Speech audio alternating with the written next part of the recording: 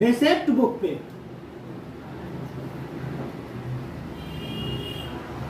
किस पे आना है?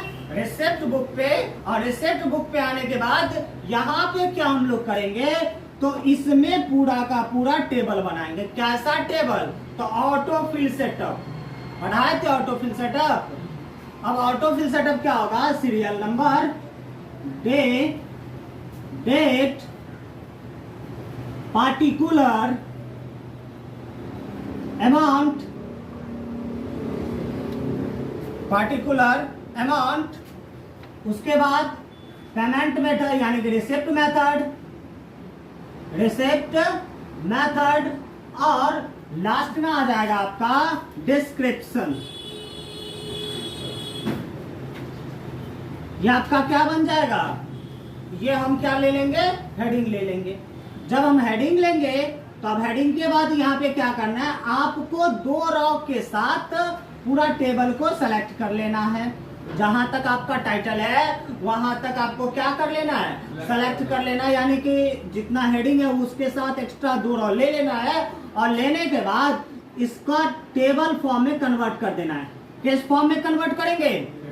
किस फॉर्म में कन्वर्ट करना है हमको? टेबल फॉर्म में कन्वर्ट कर देना। जैसे ही आप टेबल फॉर्म में कन्वर्ट करेंगे, इसके लिए क्या इस्तेमाल होगा? Ctrl+T। टेबल फॉर्म में कन्वर्ट करने के लिए किसका इस्तेमाल करते हैं हम लोग? Ctrl+T। अब Ctrl+T से टेबल हो गया, और टेबल में जाने के बाद अब हमें 1 बाय 1 सबका फॉर्मूला लगाना।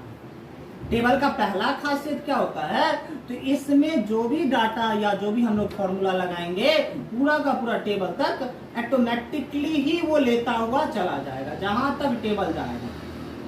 ठीक है? और टेबल जब तक डाटा भरेंगे, टेबल ऑटोमेटिकली आगे चला जाएगा। अब यहाँ पे जैसे Ctrl+T से टेबल होगा, इसके अंतर्गत आपको क्या करना होगा? माई टेबल हैज हेडर,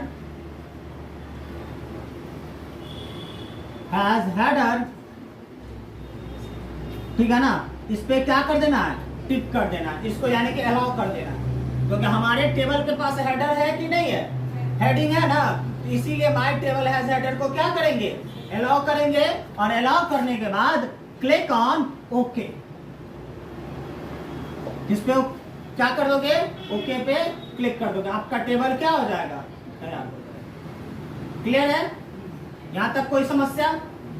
अब चलते फॉर्मूला के लिए। अब लेंगे सीरियल नंबर पे हम लोग ऑटोफिल फॉर्मूला, यानी कि ऑटोमेटिक फॉर्मूला। अब ऑटोमेटिक फॉर्मूला जब लेंगे तब इसमें देखना है